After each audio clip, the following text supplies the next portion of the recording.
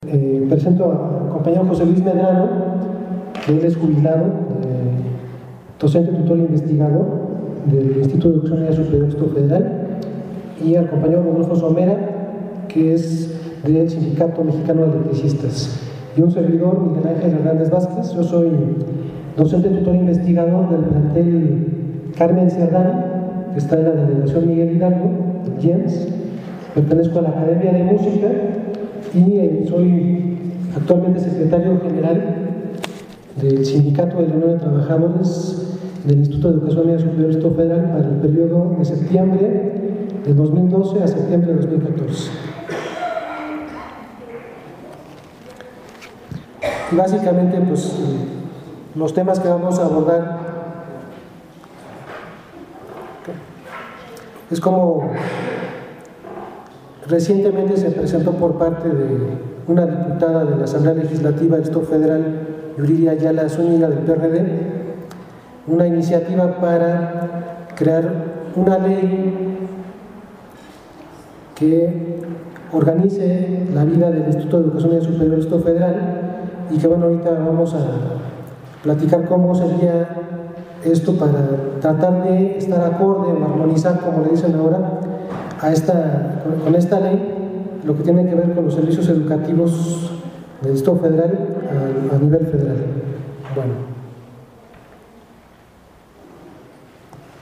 Bueno, entonces, si vamos pasando por favor las diapositivas.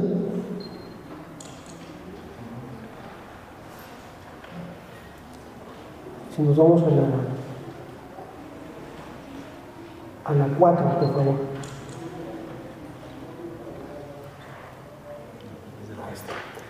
Bueno, como un antecedente a la aprobación de la llamada reforma educativa del año 2013, se generó todo un desprestigio por parte de los medios de comunicación en contra del Magisterio Nacional. Seguramente recordarán que hubo un grupo que se llamó Mexicanos Primero, una asociación civil, que fue la que impulsó este documental de Panzazo, el cual condujo Loret de Mola, y que también fue el autor, este grupo, de un documento que se llama Ahora es cuando, 2012-2014, Metas, que pues establece un calendario muy específico en ese documento que se ha venido cumpliendo, más o menos. No digo que al pie de la letra, porque algunas cosas no se han dado en ese orden, pero es un calendario que va del año 2012 hasta el año 2024, y cada uno de esos años lo que se establece son qué es lo que tiene que hacer el gobierno, qué son las exigencias de este grupo, esta asociación civil, y cómo la va a ir cumpliendo. Entonces, lo que se ha notado es que hasta el momento todo lo que se ha calendarizado se ha ido cumpliendo. Es una intención que nos deja ver claramente que todas estas reformas, pues, sobre todo esta reforma mal llamada educativa, pues simplemente es una reforma patronal, empresarial, que busca privatizar la educación. En la siguiente diapositiva vamos a ver así en resumen, en la 5, que la reforma, entre comillas, educativa del año pasado, del 2013, se basa básicamente en la reforma de los artículos 3 y 73 constitucionales y a la reforma que se hace a la Ley General de Educación. Y además, dentro de estas reformas, se crean dos nuevas leyes, que es la Ley General del Servicio Profesional Docente y la Ley del Instituto Nacional para la Evaluación Educativa.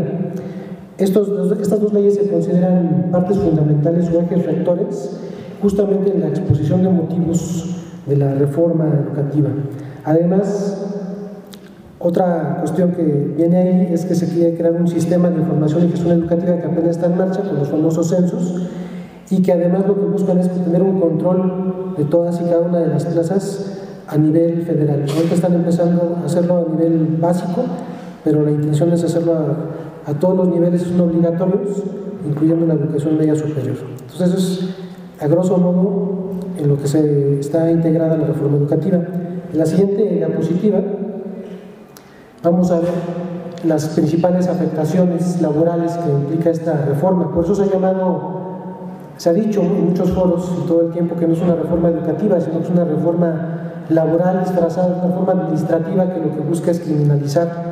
y echarle la culpa de todo todos los males de la educación a los docentes, al Magisterio Nacional.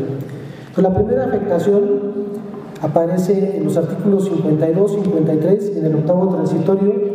de la Ley General del Servicio Profesional Docente, que va en contra de la estabilidad en el empleo, que ya es un derecho adquirido por parte del magisterio. En estos artículos se establece cómo van a ser evaluados los docentes y ahí se deja claro que va a haber 3 evaluaciones. Primero viene una evaluación, el que no la pase tiene un periodo de 1 año para capacitarse, para volver a presentar la evaluación. Si no la vuelve a pasar, otra vez otro periodo de 1 año, y por último, la tercera oportunidad, si no pasa esa evaluación, queda despedido sin ningún perjuicio para el gobierno o para el patrón en este caso, independientemente del tipo de nombramiento, ya sea considerado personal de base o personal de base que está haciendo funciones de confianza, ¿no?, de funciones de dirección. Entonces, bueno, ahí vemos la primera afectación, porque, bueno, independientemente de que se ha dicho muchas veces por parte de los sindicatos de la educación que no le tenemos miedo a ser evaluados, que ese no es el conflicto, más bien lo que no queremos es que esos criterios sean unilaterales. Y aquí lo que está ocurriendo con esta ley que se presentó sin consultar a nadie, como lo ha denunciado la Coordinadora Nacional de Trabajadores de la Educación, pues es eso, que se dice cómo se va a hacer, pero no se dice cuáles son los criterios. De hecho, le da facultades al Instituto Nacional para la Evaluación Educativa para que después, de manera, en otro momento, de manera posterior, puedan establecer sus criterios. Y ahorita vamos a ver que de manera preocupante acaba de salir una nota en los periódicos donde hace unos días, el domingo 27 de abril, donde dice precisamente que el Instituto Nacional para la Evaluación Educativa va a dar a conocer sus criterios, pero ni siquiera es como tal. Lo único que dice este instituto es que se van a hacer unos consejos regionales y que esos consejos regionales van a decidir qué criterios se van a aplicar para hacer estas evaluaciones. Entonces, de entrada, lo que podemos observar es que se han dejado la parte fundamental, que es lo que ellos están buscando, que es cómo evaluar al docente. No se sabe cómo se va a hacer, todavía está en el aire, no lo han aterrizado. Eso es lo de menos,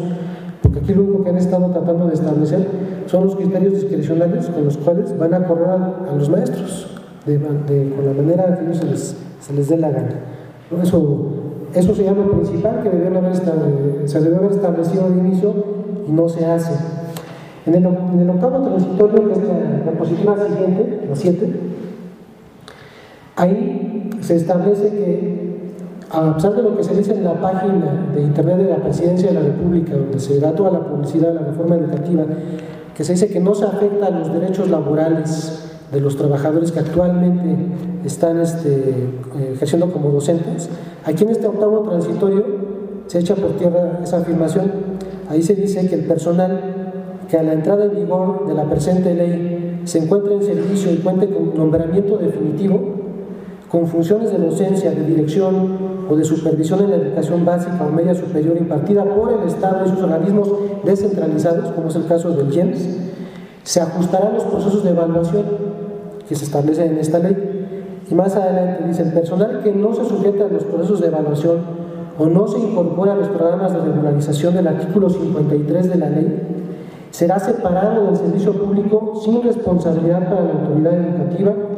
o el organismo descentralizado según corresponda. Pues aquí con este octavo transitorio queda claro que aquel que no quiera ser evaluado va a ser despedido. Ese es el único criterio que aparece actualmente en la Ley General de Servicio Profesional Docente. Y la segunda afectación aparece en los artículos 69, 74, 75 y 76. Si pasamos por favor a la siguiente, a la octava diapositiva. En el artículo 69, ahí se establecen, independientemente de las causales que ya existen en la Ley Federal del Trabajo, en el artículo 47, aquí se establecen nuevas causales de despido. Entonces, estas son, las voy a leer algunas. La primera es que tienen la obligación los docentes de cumplir con los procesos establecidos para las evaluaciones de ingreso, promoción, permanencia y, en su caso, reconocimiento que establece esta ley. También tienen que estar forzosamente en un servicio de inducción y sujetarse a la evaluación de la misma. tienen que prestar sus servicios docentes en la escuela en las que estén adscritos y abstenerse de cualquier cambio de la adscripción sin previa autorización conforme a lo que dice esta ley. Y así son 7 nuevas causales que se agregarían a las que ya existen en la Ley Federal del Trabajo, que además eso es contradictorio con lo que ya está en la ley. La propia Ley Federal del Trabajo se establece que no se puede sancionar, ¿no?, a los docentes con nuevas causales, pues porque son derechos adquiridos. Bueno, esta ley hace caso omiso de lo establecido en la Ley Federal del Trabajo. Luego, dice en el artículo 74 que el incumplimiento de las obligaciones establecidas en el artículo 69, o sea, las 7 nuevas causales, dará lugar a la terminación de los efectos del nombramiento correspondiente sin responsabilidad para la autoridad educativa o para el organismo descentralizado. O sea, ahí con este artículo se deja claro que pues, lo que se establezca en el artículo 69 no se cumple con lo que es el artículo 69, se despide a los docentes. Y luego, lo que parece más grave es el artículo que viene, que es un artículo que sanciona de manera discrecional al magisterio. Dice, cuando la autoridad educativa o el organismo descentralizado considere que existen causas justificadas que ameritan la imposición de sanciones, lo hará del conocimiento del probable infractor para que dentro de un plazo de 10 días hábiles manifieste lo que su derecho convenga y proporcione las pruebas correspondientes. Y más adelante dice que será tanto la autoridad educativa o el organismo descentralizado quien dará el resolutivo final. Es decir, aquí ya no intervienen ni los sindicatos, no hay ninguna otra autoridad, salvo que se queda solo el trabajador ante lo que diga la autoridad correspondiente, que lo va a juzgar y que lo más le puede inculpar de cualquier cosa. Aquí lo deja abierto a cualquier criterio. Y por último, en el artículo 76 se quita la facultad que antes había de que tanto las juntas locales de conciliación y arbitraje, los tribunales federales de conciliación y arbitraje, dependiendo de si los trabajadores son del apartado A o del apartado B, fueran los que resolvieran el caso de que alguien tuviera una falta mayor a 3 días, en un periodo de 30 días de trabajo. Y ahora ya no hay maneras, la propia ley, la propia autoridad educativa o el organismo descentralizado, el que en estos casos, sin necesidad de que pase por la Junta Local o por el Tribunal Federal, va a cesar a los trabajadores. Entonces son las 2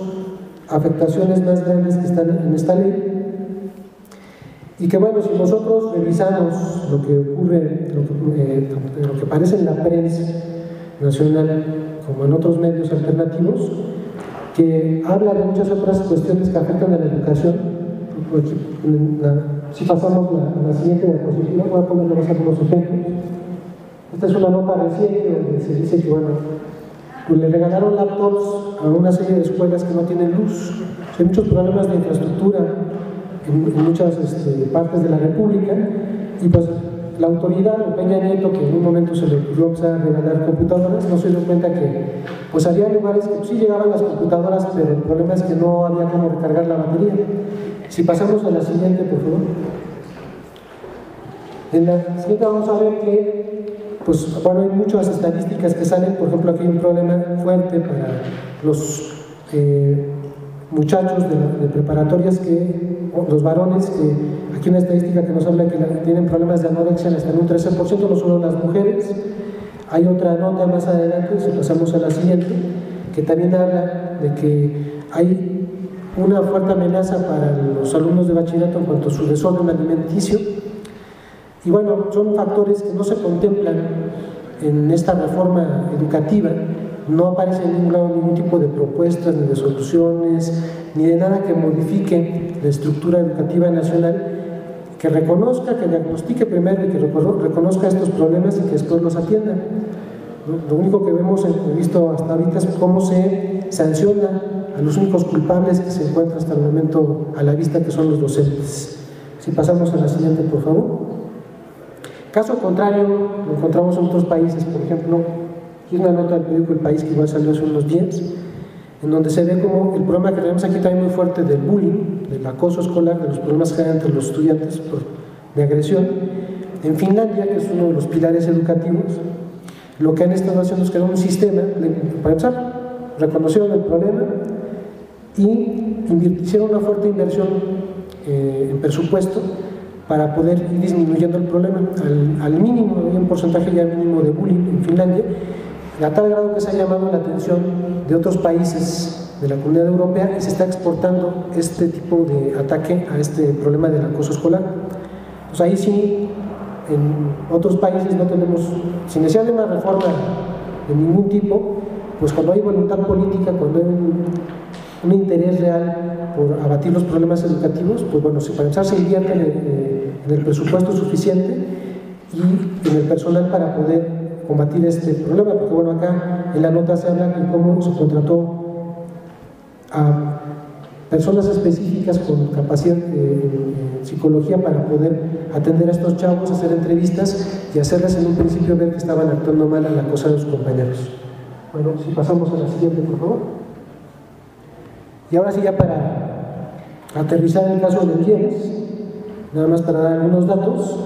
las preparatorias del gobierno federal pues nacen a través en principio de una protesta social que se da en la delegación de Iztapalapa, cuando en mediados de la década de los 90 se plantea reabrir la cárcel de Santa Marta y un grupo de vecinos se opone. Hay un problema que dura bastantes años, que ellos lo que pedían más bien es que en vez de reabrir la cárcel se hiciera una escuela en esas instalaciones, una preparatoria, porque bueno, había muchos chavos que pues no tenían manera de estudiar, de continuar sus estudios, y en el año 99 se crea entonces el primer plantel de lo que después fue el instituto, el GEMS, la preparatoria Iztapalapa 1, y bueno, cuando llega a la jefatura del gobierno Andrés Manuel López Obrador, se le da un impulso al GEMS, bueno, se crea el GEMS a través de un decreto el 30 de marzo del año 2000, luego la normatividad que empezó a tratar de regular el instituto siguiente fue el Estatuto Orgánico, 5 años después, el 23 de marzo del 2005, y actualmente, a 14 años de su creación, el GEMS tiene una matrícula de más de 20,000 estudiantes que están distribuidos en 20 preparatorias, en todas las delegaciones, excepto en 2, en la Cuauhtémoc y en Benito Juárez. Y bueno, de las 20 preparatorias, desafortunadamente tenemos 4 que no tienen las instalaciones adecuadas, como las 16 primeras que fueron las que se crearon a través del decreto de creación del año 2000 y que aproximadamente en el año 2004 terminaron su construcción. Ahorita tenemos lo que es la prepa que está en la delegación Venustiano Carranza, 2 que están en la delegación Iztapalapa, que sería la de Iztapalapa 3 y Iztapalapa 4, así como la preparatoria de Álvaro Obregón 2, que tienen muchas carencias. Estas preparatorias, sobre todo la primera, la de Venustiano Carranza, se crean en el sexenio de Marcelo Ebrard Casaubon, pero no se les da el presupuesto, no se da el presupuesto al instituto para que estas preparatorias puedan operar como el resto de las otras 16 que ya existen. Tanto Venustiano Carranza como Iztapalapa 4 en la actualidad están todavía en la explanada delegacional de sus respectivas delegaciones y con aulas prefabricadas, con aulas de lámina. Cuando hace calor, en verano, los chavos, los profesores pues no soportan, se asan pues, ¿no? Con el frío igual, con la lluvia, pues hay goteras, no hay laboratorios, no hay aulas de música, ni de artes plásticas, no hay biblioteca, no hay libros, y han estado saliendo generaciones, sobre todo del plantel de Venustiano Carranza, que es el más antiguo, de estos que les menciono, sin que los chavos, o sea, regresan los chavos sin que tengan todos estos servicios que sí tienen las demás preparatorias. Por tal motivo, nosotros hemos denunciado desde hace años que hay pues un ahorcamiento presupuestal para las preparatorias del gobierno federal que viene desde el sexenio, por lo menos, de Marcelo Ebrard hasta el actual de Miguel Ángel Mancera. Cuando llega Marcelo Ebrard, se crea la Secretaría de Educación del Estado Federal, se nombra el primer secretario de Educación, que fue Axel Dickinson. Él va a visitar las preparatorias y lo primero, él trae un programa de universalización de la educación, que pues muchas veces lo explicó, pero realmente lo único a lo que se le entendía era que quería masificarla. Llega a las preparatorias y no le gustan, no entiende el modelo educativo del GEMS, porque lo que encuentra son salones pequeños para 25 estudiantes nada más, donde los profesores están contratados de tiempo completo, 40 horas a la semana, en los cuales pues tienen un cubículo donde pueden preparar sus clases, pueden darle seguimiento a los estudiantes, son tutores de una buena cantidad de chavos, para ir viendo cómo van en sus materias, apoyarnos en los problemas que se les presenten a nivel educativo. Y además, bueno, pues la idea es que con todas estas estrategias que se tratan de implementar tanto en la tutoría como en el aula, pues se haga investigación educativa. Él pensaba pues, en otro tipo de infraestructura, él quería salones más amplios para poder meter a más estudiantes, y ahí lo único que alcanzó a hacer es a crear un sistema dentro de lo que ya existía el IEMS, de lo que teníamos en el IEMS, que fue el sistema semiescolar, en el cual pues, los chavos sin necesidad de estar presentes, o bueno, no la mayor cantidad de tiempo presentes, pudieran también de una manera semipresencial, con asesorías, en un principio se veían como a distancia, que después sí requirió la presencia de personal que estaba contratado por horas, por horarios, la manera en cómo pues ampliar la matrícula del instituto. Eso fue su propuesta de Axel Dickinson. Sin embargo, a partir de ahí el divorcio entre las preparatorias del Distrito Federal y el gobierno del Distrito Federal, porque ya no se le dio el presupuesto que se esperaba. Si pasamos a la siguiente, ahí vamos a ver los presupuestos que se han asignado al IEMS desde el año 2008 hasta el actual, hasta el 2014, y cómo han ido dándose si pasamos a la diapositiva 15, por favor. Ahí vamos a ver año con año cómo ha ido dándose la cuestión del presupuesto. En el año 2008 teníamos un presupuesto de casi 580 millones de pesos. Para el año 2009 sube a 605, hay una diferencia de 4.5%, y así vamos a ir viendo que básicamente se va actualizando conforme a la inflación, que en general cuando se maneja de un 4.5%, por lo menos en esta última ocasión. El último presupuesto para el año 2014 fue de 796.265.236 pesos, una diferencia de 57 millones aproximadamente con respecto al año 2013, un 7.1%, lo cual es insuficiente porque bueno, estamos hablando que desde el año 2008 es cuando empiezan estas nuevas preparatorias que no están con las instalaciones dignas,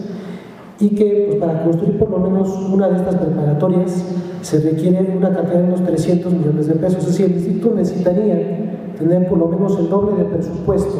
para poder resolver todas las carencias que tienen actualmente estas 4 preparatorias y la falta de mantenimiento en el resto de las 6 preparatorias que ya fueron creadas. Aunque se han hecho gestiones, se ha buscado que la propia autoridad y lo que es el sindicato vaya a la asamblea año con año y presente una alternativa al presupuesto, e incluso lo que fue diciembre de 2012 se hizo una promesa por parte de los diputados de la Asamblea Legislativa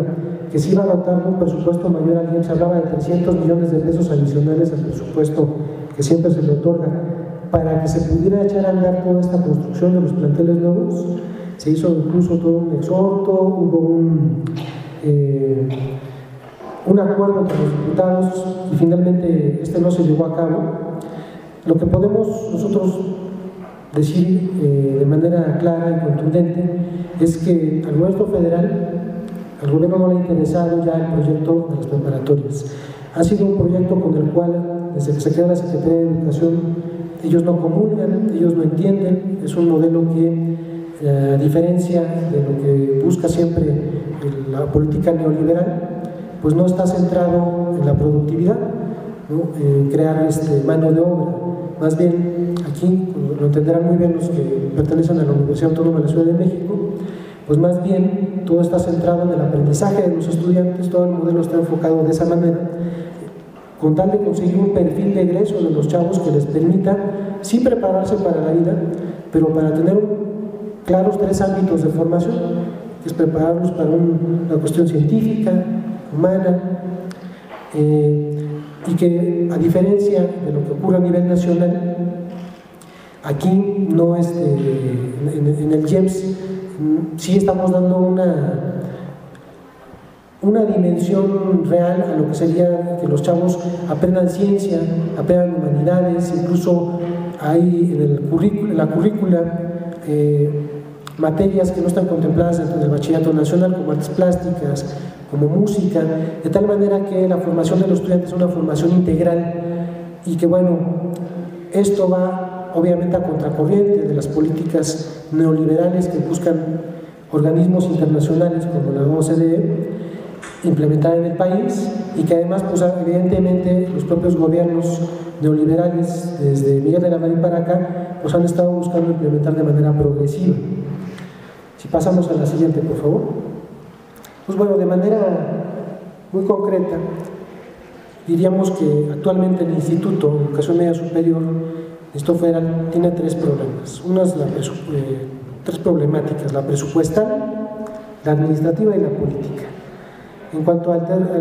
lo presupuestal, pues como vimos en la tabla anterior, el gobierno siempre dice no tener los recursos suficientes para poderle asignar un presupuesto digno a las preparatorias. Lo han dejado estancado y han dejado que todas estas nuevas preparatorias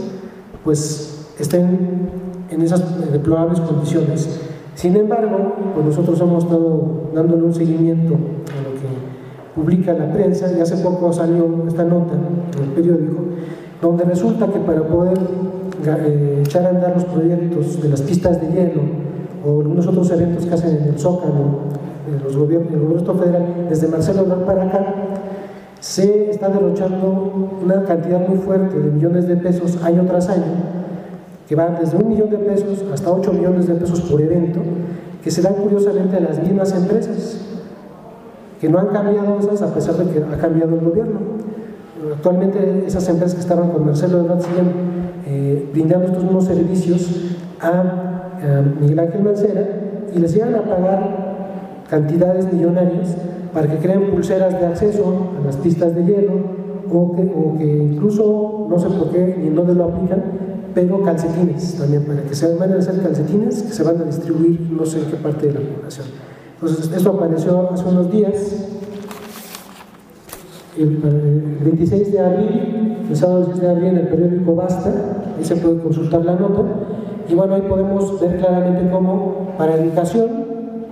siempre hay pretextos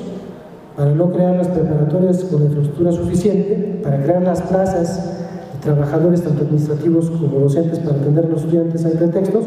pero para otro tipo de gastos superfluos sí tiene el gobierno federal. Si pasamos a la siguiente, por favor. Luego,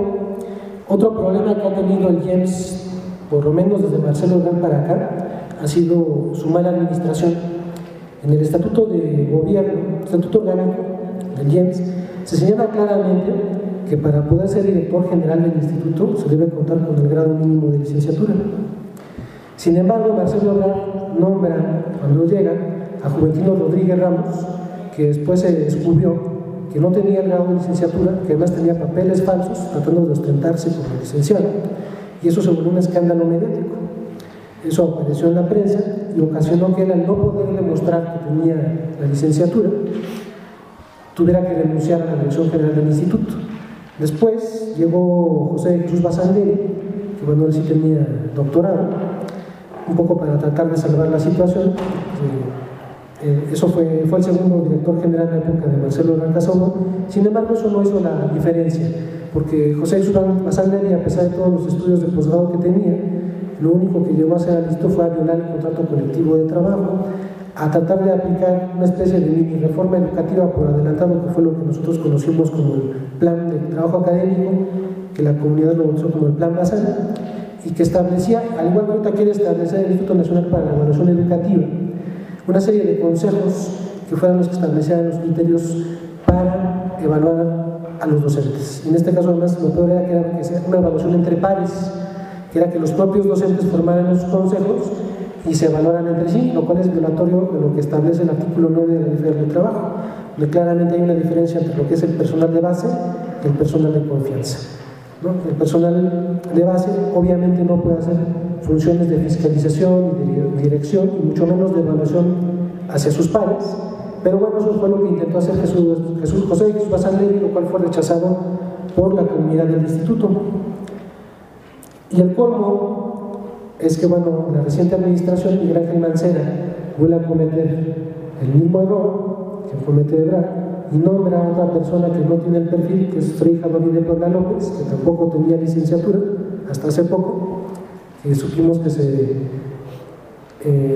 tituló como licenciado en Administración de Empresas, que evidentemente pues tampoco es un perfil afín para dirigir un instituto de educación como es el nuestro. Pero lo peor de todo fue cuando en julio del año pasado se nombró al que se conocía como el atrincherado de Iztapalapa, que llegó a la dirección académica del instituto, igual por una cuestión de un pago de una cuota política. Estuvo muy poco tiempo, como un mes nada más, casi 2 meses, si acaso, y que bueno, él es famoso, salió en los medios porque cuando le pidieron que se retirara de la Coordinación Territorial de Iztapalapa, del cual era director general, él, en vez de cumplir con esa petición que le hicieron sus jefes inmediatos, que además, bueno, pues es personal de confianza, lo tendría que haber hecho, decidió atrincherarse en sus oficinas y ha estado ahí durante mucho tiempo. Y la solución que encontró el gobierno federal para tratar de convencerlo de solucionar el problema fue mandarlo al instituto, independientemente de que no cumpliera con el perfil, y lo nombraron director académico del IEMS. Eso deja ver claramente cómo al gobierno federal desde hace tiempo no le interesa qué persona está al frente del instituto ni de las direcciones de área. Eso ha ocasionado múltiples conflictos y por eso hablo de que ha estado mal administrado el instituto. Tan es así que el IEMS es de los entes más demandados del gobierno federal. Hay más demandas por la instalación, hay más despidos injustificados por muchas otras dependencias. Eso deja claro ver que pues no se aplica la normatividad, no se respeta el contrato colectivo de trabajo, no se siguen los procedimientos. Nosotros como sindicato recibimos diariamente quejas de muchos compañeros que nos demuestran con documentos cómo los coordinadores de los planteles, que son como los directores de los planteles, aunque tienen otro nombre, continuamente no respetan los derechos adquiridos ni los derechos laborales establecidos en el contrato colectivo de trabajo, les niegan prestaciones a los compañeros, y eso deriva en que, bueno, nosotros ya en 2 ocasiones, por lo menos desde 2012 para acá, que hemos estado en la Junta Local de Conciliación y Arbitraje con negociaciones porque emplazamos al instituto por violaciones al contrato colectivo. Hemos llegado a detectar más de la mitad del contrato colectivo de trabajo violado, y lo hemos demostrado en la Junta Local de Conciliación y Arbitraje, y evidentemente el IEMS en principio no niega, pero después pues tiene que llegar a un acuerdo con nosotros para tratar de ver cómo reparar esas violaciones al contrato. Pues, que no haya autoridades con un perfil que puedan conocer de lo educativo, ya no digamos que a nivel administrativo por lo menos respeten la poca normatividad que hay, y la normatividad que además de manera bilateral se ha establecido en conjunto con el sindicato, que permite además de manera inédita en la historia del sindicalismo mexicano establecer una normatividad que los sindicatos no pelean. O sea, los sindicatos quieren su contrato colectivo de trabajo, pero pocas veces están peleando porque existe un reglamento interior de trabajo. Esa es básicamente más bien la norma patronal. El que le interesa eso, al que le debería interesar que haya un reglamento interior de trabajo, básicamente es al patrón, porque ahí se establecen las reglas del juego y además las sanciones. Bueno, pues el que ha estado buscando justamente con la idea de limitar las funciones de los trabajadores, que se quede claramente quiénes son los de confianza y quiénes son los de base, qué funciones tiene cada uno, y que haya respeto, que no haya una ambigüedad, que haya un respeto a las actividades que a cada uno le corresponde hacer en el instituto, ha sido el sindicato. Y hemos logrado, igual, con más emplazamientos a huelga, que haya un reglamento interior de trabajo, que derivado de él existan reglamentos de las comisiones mixtas, que son las que administran el contrato colectivo de trabajo, en la parte que tiene que ver, por ejemplo, en la admisión del personal. Existe la comisión mixta de admisión y promoción, con su respectivo reglamento. También hay una comisión mixta que se encarga de la cuestión de capacitar al personal, la comisión mixta de capacitación y formación profesional, y una comisión que es de seguridad y higiene. Son las 3 comisiones mixtas que se han establecido hasta el momento, cada una de las cuales ya tiene un reglamento que nos permite que no haya discrecionalidad, bueno, que no debería de haber, si es que hubiera una voluntad política de parte de las autoridades de respetar dicha normatividad. Si pasamos a la siguiente, por favor. ¿Otra vez? Bueno, y por último, nada más para dejar claro, la actual directora general del instituto declaró para el Universal cuando llegó a las prepas que ella ni siquiera conocía el sistema de bachillerato capitalino, no tenía ni idea abiertamente de lo que existían estas preparatorias, y aún así asumió el cargo a pesar de no tener el perfil, a pesar de que los únicos puestos que había desempeñado eran administrativos, fue oficial mayor de la Asamblea Legislativa, estuvo también como secretaria de Finanzas cuando Alejandra Barrales estuvo tanto en el sindicato de sobrecargos como en el gobierno de Michoacán, y evidentemente para nosotros fue claro que Miguel Ángel Mancera le dio como pago al grupo de Alejandra Barrales al Instituto de Educación Media Superior Federal. En este caso, en la figura de Fray Javier de Puebla López, que además de las violaciones sistemáticas al contrato colectivo de trabajo, se ha distinguido por retener los salarios a los trabajadores. En marzo del año pasado, 2013, de manera histórica, se le dejó de pagar a todo el personal que laboraba para el instituto, con el pretexto de que había cometido un error administrativo el anterior director administrativo Jorge Franco Ambrosio. Y pues a pesar de que hay documentos donde ella se comprometió a no hacerlo, ha sido una práctica recurrente la de la retención ilegal de salarios. Bueno, el pasado jueves 3 de abril de este año, la diputada Yurili Ayala Zúñiga presentó una iniciativa con proyecto de decreto para crear la ley del Instituto de Educación Media Superior del Distrito Federal. Básicamente, si pasamos a la siguiente diapositiva, por favor, esta ley se presenta en una conferencia de prensa en la cual se dice que la idea es darle autonomía al IEMS y mayores facultades para ejercer tanto su presupuesto como para darle orden a su vida académica. Sin embargo, cuando se revisa este proyecto, esta iniciativa, que es muy escueta, tiene además 37 artículos y unos artículos transitorios, vemos que es un collage, un refrito de la normatividad que ya existe, del decreto de creación del año 2000, así como del estatuto orgánico del 2005 y del estatuto académico. Lo único novedoso que tiene esta ley aparece casi al final y son 3 artículos. El 32, que tiene que ver con cómo se otorga ahora el presupuesto, cómo se pretende que se otorgue el presupuesto. El 33, que manda a los trabajadores del apartado A de la ley al apartado B, cambia cómo se regulan sus relaciones laborales. Y el 35, que además introduce la reforma educativa, porque establece que el ingreso, permanencia y promoción del personal docente estará sujeto a lo que diga la Ley General de Servicio Profesional Docente. Pues bueno, para ampliar un poco, en el artículo 32 se dice que la Asamblea Legislativa va a dotar anualmente al Instituto de 2 salarios mínimos generales anuales por cada estudiante que esté inscrito, pero que sea regular dentro del IEMS. Es decir, nosotros tenemos en el IEMS una diferencia entre lo que son estudiantes regulares e irregulares. En el IEMS, como todos los que pertenecen a la UAS me lo entenderán, de un inicio se estableció que los estudiantes tuvieran de manera flexible la oportunidad de continuar sus estudios el tiempo que quisieran. Eso fue durante muchos años, hasta que hubo una reforma y se estableció que tenían 3 años para concluir sus estudios de bachillerato y después se les dio año y medio más, aunque después hubo todavía una última reforma, que es la que está actualmente vigente, donde se retomó a través de una figura que se conoce como estudiante independiente la posibilidad de que los estudiantes puedan continuar sus estudios todo el tiempo que ellos requieran. Sin embargo, con todo esto tenemos nosotros 2 tipos de estudiantes: los que van, digamos, de manera regular avanzando en sus materias y que si acaso se van atrasando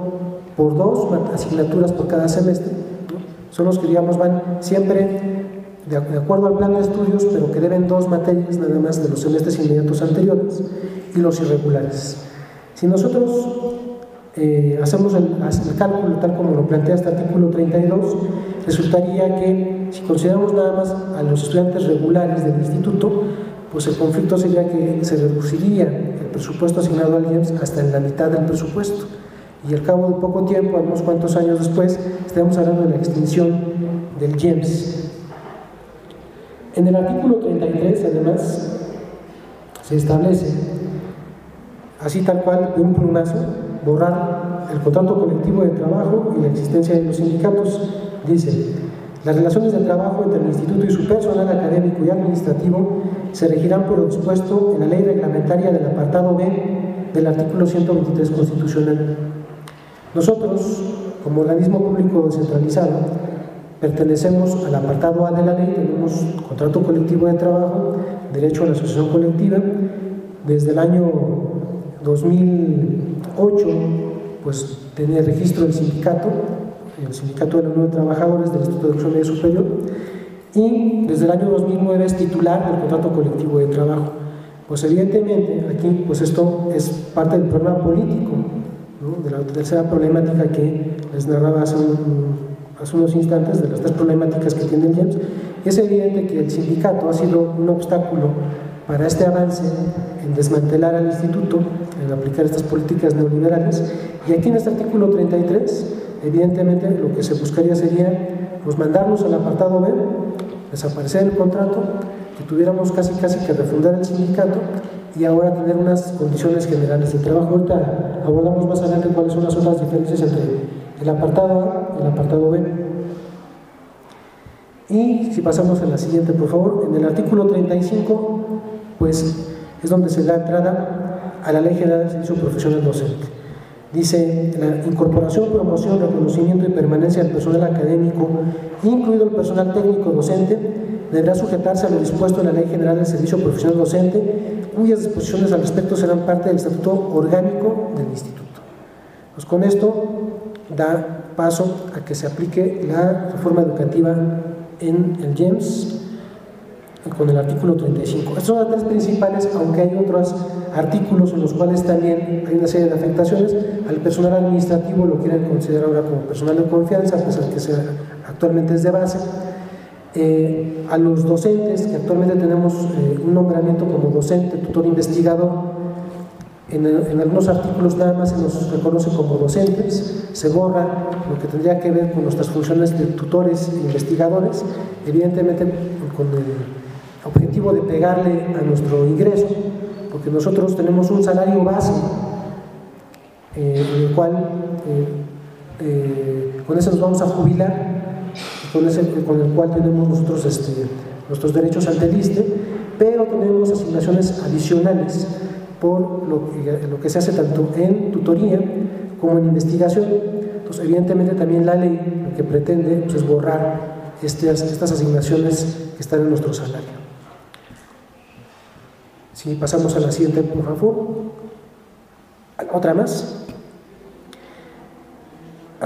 Perdón, no. ¿Estábamos bien? Bueno, básicamente las diferencias entre lo que sea el apartado A y el apartado B, además de que, bueno, en el apartado A de la ley, los trabajadores tienen derecho al contrato colectivo,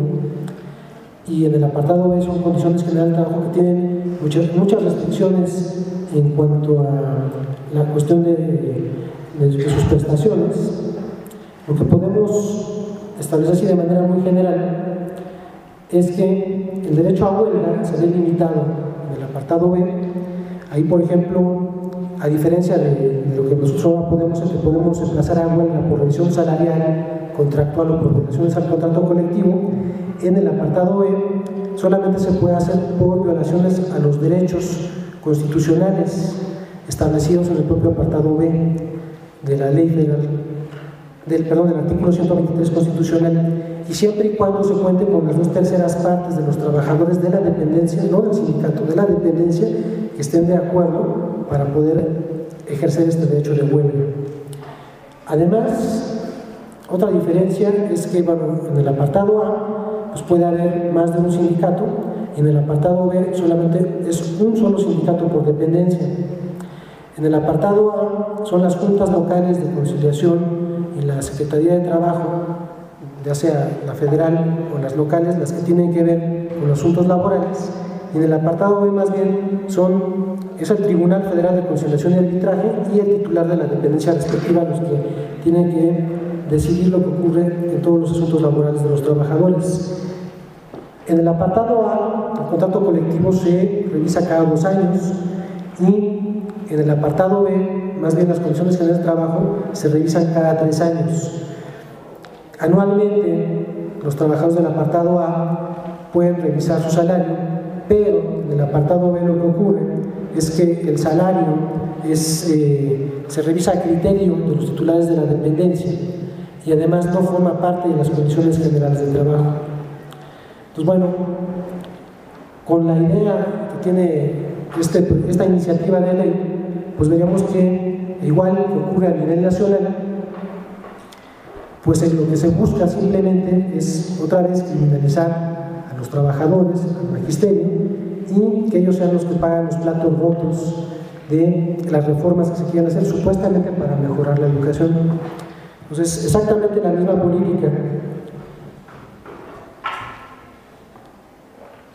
Si pasamos a la siguiente, por favor. Sin embargo, hay jurisprudencia que impediría que estos artículos, sobre todo el artículo 33, donde se nos quiere enviar el apartado B a los trabajadores, se pudieran llevar a cabo.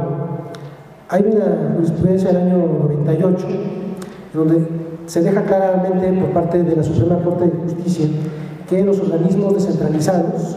en sus relaciones laborales están regidos por el apartado A del artículo 123 constitucional.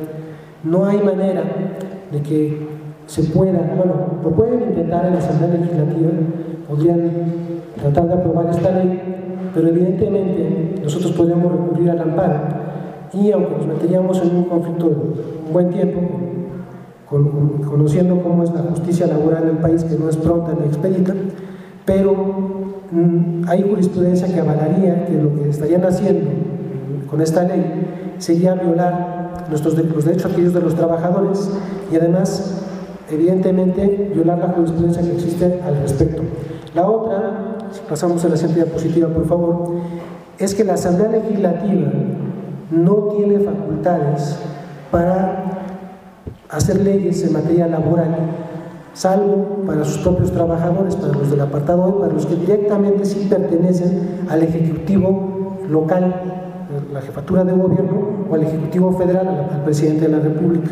Todos los demás trabajadores que están formando parte de organismos descentralizados no se consideran trabajadores que dependan directamente del Ejecutivo en turno, toda vez que, bueno, ellos forman parte de un organismo público descentralizado que auxilia al Ejecutivo local. Al ser un organismo que auxilia, la Suprema Corte de Justicia lo que ha establecido es que no son dependientes del Ejecutivo y que por tal razón no pueden estar considerados dentro del apartado B, por eso siempre los han mandado al apartado A. Entonces aquí, en esta otra jurisprudencia, está lo que les comento, que solamente podría la Asamblea Legislativa reglamentar lo que tiene que ver con los trabajadores que pertenecen al apartado B, no con los que ya están en el apartado A. Si pasamos a la siguiente, por favor. Bueno, otra cosa que olvidé mencionar, pero que es muy importante, al igual que en el año 2012 se inicia esta campaña mediática a través de los medios, en específico de Televisa, el documental de Panzazo, que preparan el terreno para esta reforma educativa del año 2013, el IEMS desde el inicio siempre ha tenido que sortear con la crítica de la oposición. Desde que se crean las prepas en el año 2000 hay una serie de artículos que aparecen en la prensa que están tratando siempre de pegarle en ese momento a Andrés Manuel López Obrador en este sistema de bachillerato, donde se dice que estas prepas son para formar cuadros políticos, que ahí lo único que se va a hacer es, bueno, pues aleccionar a los chavos para saber por quién tienen que votar en las próximas elecciones, y pues todo este tipo de infundios, lo que buscaron es desacreditar este sistema educativo. Desde un inicio eso fue recurrente, pero pues no es extraño que cada cierto tiempo en la prensa, sobre todo en la prensa de derecha, aparecen ataques en contra del IEMS, buscando, pues obviamente con criterios de productividad, con criterios tecnócratas, burocráticos, compararlo con otros sistemas de bachillerato para decir que no funciona. El último fue el que se publicó en el periódico Reforma, en la sección, bueno, tanto en la primera plana como en la sección de ciudad, que era un espacio muy amplio, y casualmente coincide con que en la exposición de motivos de la ley que presenta Yuridia Ayala, las mismas cifras son las que se manejan. Dice que nada más se egresan el 8% de los estudiantes que se inscriben en estas preparatorias, aunque no están considerando que aquí, en estas preparatorias, se atiende una población que no tiene acceso en general por la zona en la que vive una preparatoria cercana, que estas preparatorias se hicieron justamente para poderles brindar estos servicios educativos, que pues hay una serie de problemáticas muy fuertes, tanto económicas como afectivas, como a nivel de exclusión social que presentan estos chavos, que por eso el modelo educativo a los profesores los considera no solo como trabajadores del aula, sino como tutores, para que se acerquen de otra manera a los chavos y puedan atenderlos en otro tipo de broncas que tienen, que la permanencia de los chavos no está sujeta a criterios de productividad ni a crear mano de obra, sino a crear un perfil, y si es necesario que se crea ese perfil, el chavo pueda tener pues más tiempo para cumplir sus estudios, se le ha dado esa oportunidad, y que por tal motivo no es comparable este sistema, como tampoco es el de la Universidad Autónoma de la Ciudad de México, con otros sistemas similares. Si no queremos a los 3 años medir exactamente como lo hacen de esta manera, tanto las notas periodísticas como la propia diputada Yuri Ayala, pues evidentemente pues vamos a encontrarnos con una dificultad muy fuerte, porque hay muchos estudiantes de los llamados irregulares que permanecen ahí, o que incluso si no están ahí todavía, que además la ley de educación del Estado federal les da ese derecho de permanencia, si no están ahí es porque han sido las propias autoridades, a través de los coordinadores de plantel, que han violado la ley de educación y la propia normatividad del IEMS, en concreto la ley general, los lineamientos, las reglas generales de control escolar, que establecen cómo se tiene que dar de baja a los estudiantes por este tipo de situaciones de bajo aprendizaje, las cuales no han sido respetadas por los coordinadores, sino que han sido manipuladas a contentillo, de acuerdo a la moda que hay cada año, de ver si se quieren limpiar los números rojos y se corren estudiantes, o si es preferible rescatarlos, ¿no? Eso es a contentillo, que pues evidentemente estos números no son los números reales, que nosotros hemos estado abogando porque se pueda hacer un estudio, hacer un diagnóstico real, no el que se mandó a hacer a través de un instituto que se conoce como la UADF el año pasado, en el cual nada más entrevistó a las autoridades del instituto, en concreto a algunos coordinadores de plantel, pero no a toda la comunidad. Entonces estas cifras están manipuladas, no son las cifras reales, y tienen pues igual esta tendencia de crear esta campaña de desprestigio, igualito que ocurrió a nivel federal, ahora a nivel local, para preparar el terreno a nivel mediático y que se pueda echar a andar estas iniciativas de ley, cuyo objetivo es nuevamente pues criminalizar a los docentes y privatizar la educación. Pues bueno, ya para concluir, nosotros desde que se presentó esta iniciativa hemos estado trabajando en una alternativa para que, bueno, si la diputada dice que el objetivo es mejorar el instituto, pues bueno, si se trata de crear una ley que le dé certeza a los trabajadores, a los estudiantes, pues estaría bien más bien crear una ley orgánica del instituto, una ley que no sea un decreto, como actualmente tenemos, que es un decreto de creación, que evidentemente es muy endeble, puede haber un decreto que diga lo contrario, y a través de una ley orgánica podríamos evidentemente cumplir con ciertos objetivos que no cumple la ley que ha presentado la diputada. Ya tenemos nosotros ahorita una propuesta de ley orgánica que, como sindicato, que se está analizando con nuestras bases y que va a ser presentada en unos foros que pues se ofrecieron por parte de la asambleísta Yuri Ayala para desarrollarse a partir de junio, y que van a permitir que la comunidad se exprese y se puedan hacer observaciones a esta iniciativa de ley. Los objetivos de esta ley que hemos trabajado como sindicato son los siguientes. Primero, que realmente el articulado le pueda dar una autonomía real al instituto frente al gobierno federal, que a diferencia de lo que presenta Yuri Ayala, actualmente en esa ley que presenta Yuri tenemos que el jefe de gobierno sigue nombrando al titular de la Dirección General del IEMS, que a su vez designa a los demás directores de área y a los coordinadores de los planteles. En el caso de la propuesta de ley que presentamos nosotros, habría una independencia absoluta, ya no habría tampoco un consejo de gobierno, serían el Consejo General Interno, los consejos de los planteles, los que se encargarían de administrar al instituto, de nombrar a las autoridades del mismo. El Consejo General Interno sería el que nombraría al director general, los consejos de los planteles nombrarían a los coordinadores de los planteles. Estos consejos tendrían facultad para autogestionarse y para administrar el presupuesto del instituto de manera completamente libre. Buscaríamos también que a través de la propia ley se pudiera garantizar que se le dote de un presupuesto digno al instituto para que podamos construir todos los planteles que faltan y darle mantenimiento a los que fueron creados hace ya casi 10 años, para que haya una plena libertad de actualizar y reformar el modelo educativo conforme a sus originales principios y fundamentos, garantizar los derechos laborales de los trabajadores. En la propuesta nosotros evidentemente estaríamos donde debemos estar, en el apartado A de la ley. Y por último, lo que se busca para poder incluso tener esta autonomía de manera más fácil es que el propio instituto tenga facultades para dar educación superior en carreras que tengan que ver con educación media superior. Es decir, el objetivo sería, para poder quitarle pretexto a los asambleístas de que no hay presupuesto, es que consiguiéramos a través de esta facultad presupuesto que diera la Cámara de Diputados,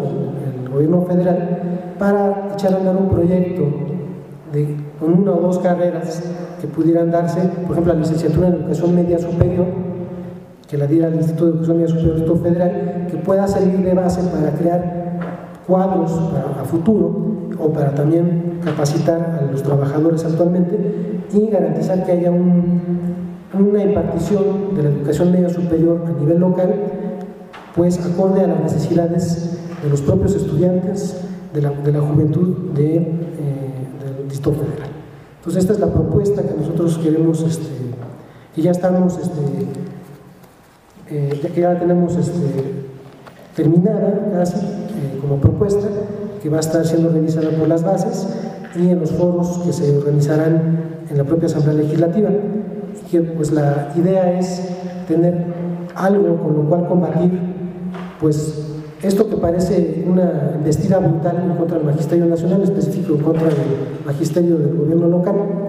que es aplicarle a rajatabla una ley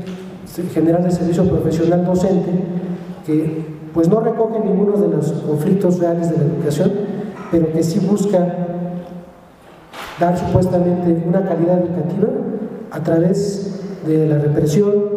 del miedo que puedan tener los docentes, que se tendrán que cuidar de aprobar sus evaluaciones nada más, de simular en muchos de los casos, ¿no?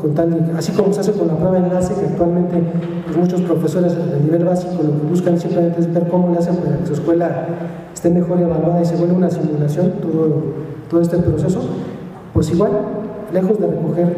las problemáticas educativas nacionales, seguramente si se aplican estos criterios neoliberales, lo que va a ocurrir es una simulación